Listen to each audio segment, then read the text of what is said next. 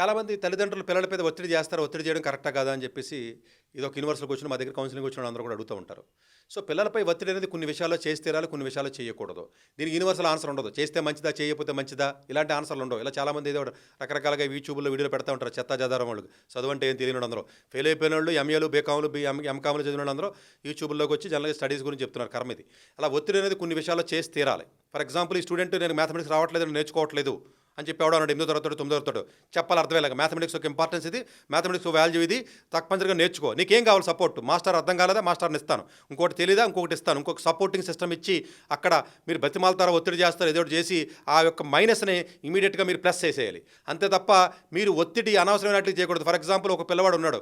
For example, ఏదో రోజుకు ఒక అరగంట సేపు ఆడుకుంటానని చెప్పాడు. వద్దని చెప్పి ఒత్తిడి చేయకూడదు. అరగంట ఆడుకుంటే మంచిదే, పిల్లలకి జనరల్గా మానసికంగా ముందుకెళ్తే అవకాశం ఉంటుంది. కాబట్టి అక్కడ ఒత్తిడి చేయకూడదు. సో ఏ విషయంలో ఒత్తిడి చేయాలి, ఏ విషయంలో ఒత్తిడి చేయకూడదు అన్న విషయం మీద కూడా క్లారిటీ ఉండాలి.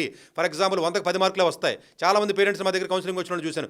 గట్టిగా 350 మార్కులు కూడా రావు జేఈలో. 11th క్లాస్లో వెళ్ళిన తర్వాత ఆయన ఒత్తిడి చేసి జేఈ ర్యాంక్ కొట్టాలి, ర్యాంక్ కొట్టాలి, ర్యాంక్ కొట్టాలి. ఏంటి కొట్టింది ర్యాంక్?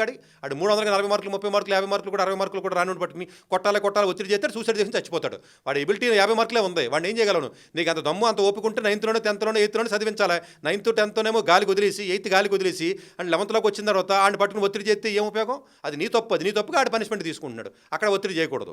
అక్కడ ఏం చేయాలి? వేరేది ఉందమ్మా, వేరే చదువు అని చెప్పేసి వాడి వల్ల ఏమవుతుంది అసెస్మెంట్ చేసి వాడికి అది నేర్పించాలి. సో ఒత్తిడి కొన్ని చోట్ల చేసి తీరాలి. ఫర్ ఎగ్జాంపుల్, బాగా చదువుతున్నాడు, ఐక్యూ ఉంది, వాడికి మొబైల్ అలవాటు చేసుకున్నాడు. ఒత్తిడి చేయాలి. నువ్వు మొబైల్ అలవాటు చేసుకోవద్దు, తప్పని గట్టిగా చెప్పి తిట్టాలి. గట్టిగా చెప్పి వాడిని కంట్రోల్ చేయాలి. లేకపోతే ఇంకో అలవాటు చేసుకున్నాడు, కంట్రోల్ చేయాలి. ఇంకొక రకమైనటువంటి ఫ్రెండ్షిప్ తప్పు ఉంది, కంట్రోల్ చేయాలి.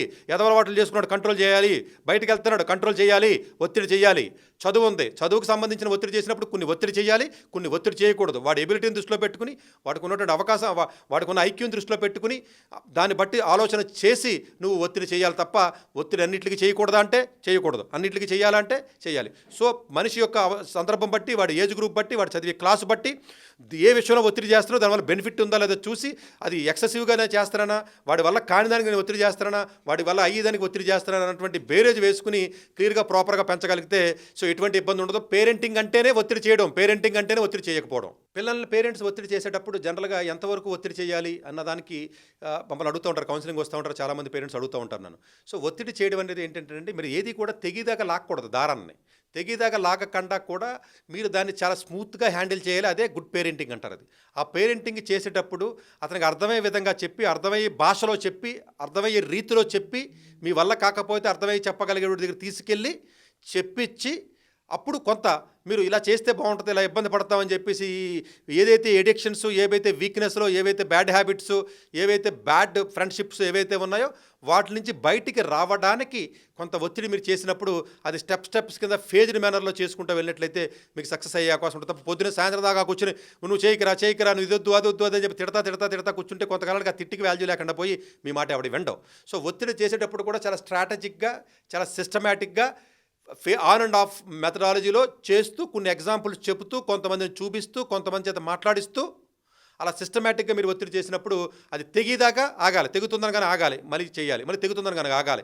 ఈ ఒత్తిడి చేసే ప్రయత్నంలో దేని గురించి అయితే మీరు ఒత్తిడి చేస్తున్నారో దానికి సంబంధించిన పూర్తి అవేర్నెస్, పూర్తి నాలెడ్జ్ పేరెంట్ తెచ్చుకుని అప్పుడు దాన్ని బట్టి మీరు ఒత్తిడి చేయాలి తప్ప మీకు సగం నాలెడ్జ్ ఉండి మీకు సరిగ్గా బ్రెయిన్ లేక మీరేదో మూర్ఖత్వంగా ఏదో ఒక పాయింట్ పట్టుకుని ఇది చేయకు అది ఇది చెయ్యి అని చెప్పేసి 10 సార్లు ఒత్తిడి చేయడం వల్ల ఉపయోగం లేదు.